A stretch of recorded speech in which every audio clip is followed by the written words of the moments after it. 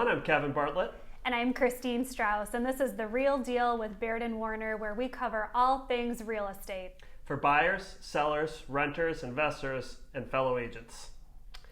Before we introduce our guest for today, we're going to take a quick look at the market activity over the weekend. So on the listing side, the listings were down for the third straight week. So we need more inventory. If you're a seller, reach out. We'd be happy to get you on. As far as the buy side, buyers are still out there.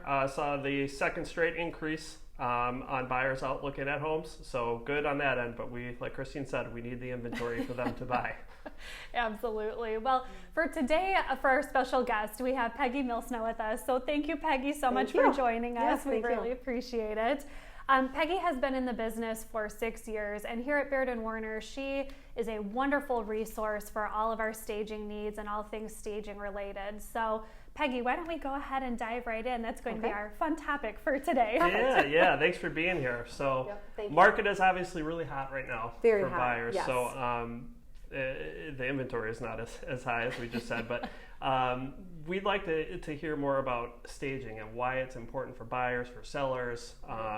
So I guess we'll start from the top. Why is staging so important? Well, as we all know, staging is that first look, right? Mm-hmm. It is going to give that, it's either going to give that wow or it's not. Right. So staging is very important. What it does is it kind of brings the balance into a home. People always will say, declutter, take everything out, and then it looks cold, it looks stark. And if they don't, then it becomes a hot mess as well. So we want to be able to come in, kind of guide you if you're still living there, and then if you're not living there and it's a vacant home, you're looking at pictures and there's 4 blank walls. Yeah, and so it's very hard, even for a stager, to figure out where I would do by looking at 4 walls or 3 walls really in a picture. So, it's just important to kind of come in, give you that feeling of kind of calm, and I could see myself living here. Absolutely. And so something that I want to touch on that you had mentioned with this whole concept of especially seeing things online, it's that whole first impression. Mm-hmm.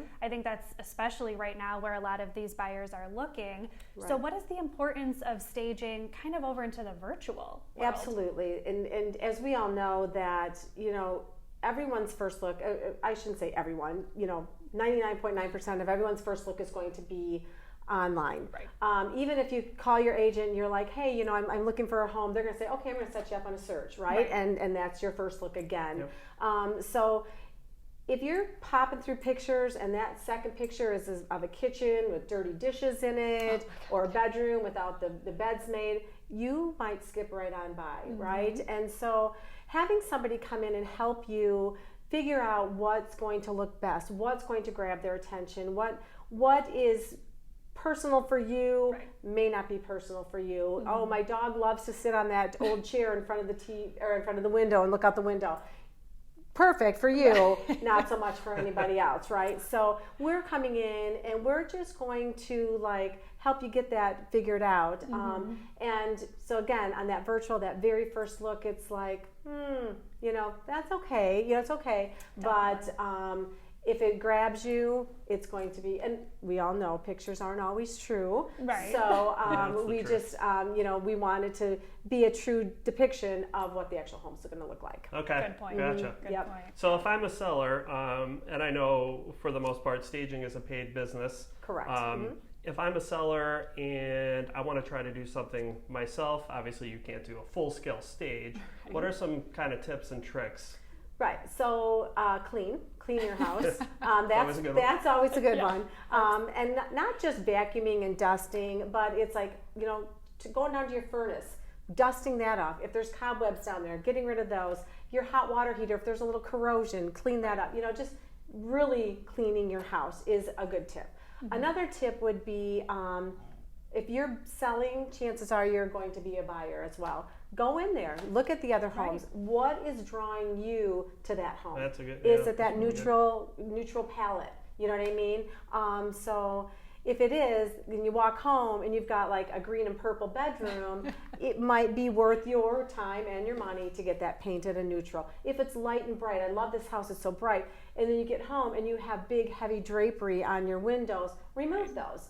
So those are some things, but what I would say, as we know as realtors, consult with somebody first before you invest in any major investment in improving your home, because again, as realtors know, we know what other people are looking out there. We know what the buyers are looking for. Right. And what you think that is perfect for you is not really what today's buyer is looking for. So consulting somebody, be it a stager, be it your realtor, Sure. just ask somebody, hey, you know, I'm thinking about changing out my flooring. Hey, I'm thinking about changing out my carpeting. Those type, I'm painting. Those things, ask somebody. Okay. And just, you know, get a good idea of that way. Good. So, yeah. Good. So those are wonderful. Those are awesome. Yeah. tips. Thanks. Yeah. Yeah, and I think something that, you know, a lot of people can benefit from too. You know, whether you're selling or not, it's always good to have a current looking home. So thank you for Correct. sharing those tips.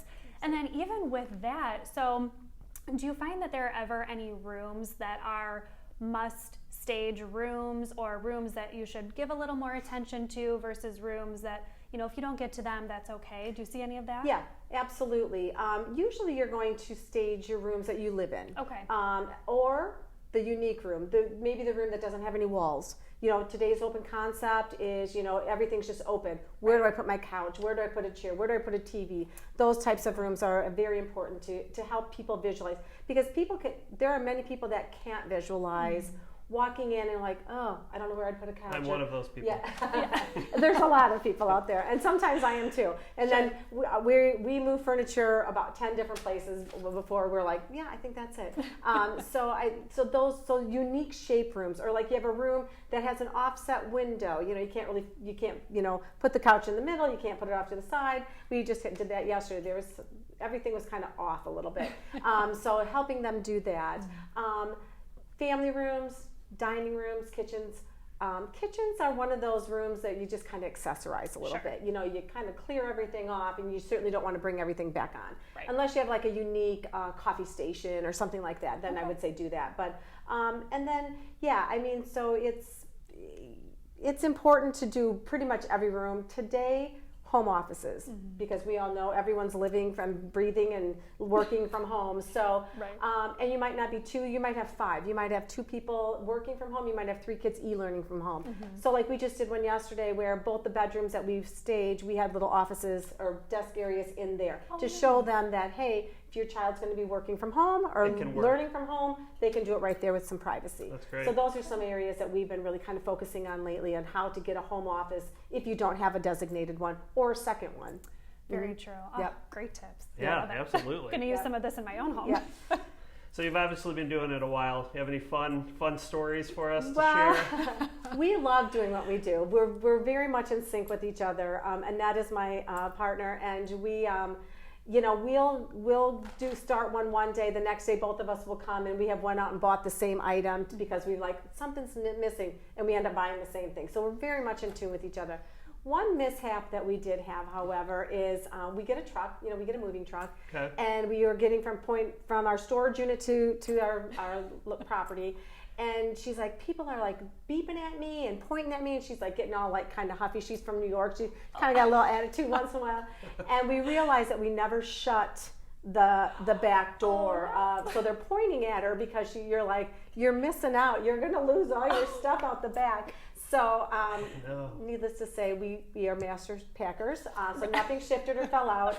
But we have learned that we always double check to make sure we close that back door, so all of our stuff doesn't fit out. So, good thing it didn't fall out. Exactly. It was a win-win. Crisis averted. Exactly. That's true. But yeah, it's just very fun. It's very fun, especially a vacant home, taking a vacant home from nothing to like something that's just very welcoming, and yeah, it's fun. Is there and I know we had kind of pre-talked about what we were going to go over today, but are there any vacant homes or maybe condos or townhomes that you would not recommend virtually staging if it's vacant, or basically, if it's vacant, should you do something? Well, I mean, if it's a tear down, you know what I mean? If it's one of those homes that just like, we're not going to be able to do what you need. We have had that happen actually. Like, there's just so much to be done that bringing in like, because we have kind of more of like maybe a modern farmhouse type style. Sure.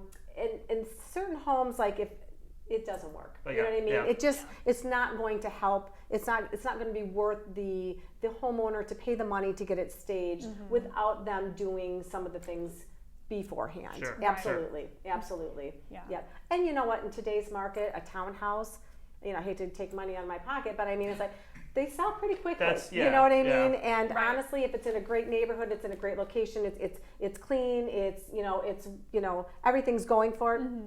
You don't think it doesn't need that extra? Yeah, you probably don't have to in today's market. Gotcha. Yeah. Yep. I mean, it certainly always helps. But if you have it priced right and it's and the one down the street sold in 2 hours, chances are you're going to sell without getting it staged. Yeah, good point. But but we always say, you know, staging, the cost of staging is going to be less than your first price reduction. You know, so if somebody, you know, it's one of those houses that's just kind of lingering on there, you know, maybe it needs to be staged. I have permission to use that? I like that. Yeah, exactly. Like yes, you do. That's a really good point. Yes, you do. So, absolutely. Good. Thank you. Good. Well, Peggy, thank you so much for joining us Absolutely. today. Thanks for having me. I appreciate it. Yeah, we really appreciate all of your insight, and I know a lot of our listeners, this is very beneficial to them too. Good. So if they want to find you, what's the best way, you know, social media, any contact that you would like to share? Yep. So the name of our company is called Everyday Staging. Okay. What our purpose of the name, it does actually have a meaning, is we're not always, you know, a lot of times you always hear people staging like high-end homes. We kind of want to stage the everyday home, you know, because those homes need it as well. So so we're Everyday Staging. You can contact me, Peggy Mlsna. I'm at Baird and Warner, or Annette Ancona, and she is with Caldwell Banker. In Naperville. Very good. And we'll make sure to share that on the screen here too for our viewers and our listeners, so you know exactly where to find Peggy and her team. Thank you. Absolutely. And now, a word from our Key Mortgage Loan Officer for our weekly Mortgage Minute. Good afternoon. This is Chris Patras with Key Mortgage. Today is Tuesday, July 28th, and I'd like to take a few minutes to talk about obtaining a pre-approval for your upcoming home purchase. It's never too soon to start the process and to speak to a mortgage professional. I feel the sooner the better. This will allow you time to strategize with your loan officer, to prepare so you are in the best financial position to obtain the best financial package. The other thing to think about is what is entailed in obtaining a pre-approval. What will happen is the loan officer, your trusted advisor, will pull your credit. They will review your income and run what we call automated underwriting or desktop underwriting. This assures you and the lender and your real estate professional that you are truly pre-approved. If these things are not completed, you really do not have a true pre-approval. Now, you need not worry about having all of your funds allocated for at the time of the pre-approval, or perhaps there's even items on your credit report that are reporting that you want to take the time to pay down or pay off. You certainly can do that, but by working with your trusted advisor, we can plan for those items, strategize, and set a timeline. That way, when you are, say, 30 days to 60 days out, we can revisit everything once again, and when you do find that home, we are able to provide you with a pre-approval letter at that time. The housing market is moving very quickly, and it's very important that you have a pre-approval letter that is up to date, your information is verified, and that you're comfortable with the terms of the mortgage, what your payment's going to be, and the cash needed to close. So again, it's never too soon. I'm here to help you and answer any questions that you have.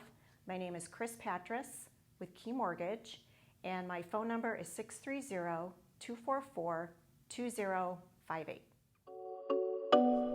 Thanks again for joining us. I'm Christine Strauss. And I'm Kevin Bartlett. Catch us next time to hear about The Real Deal.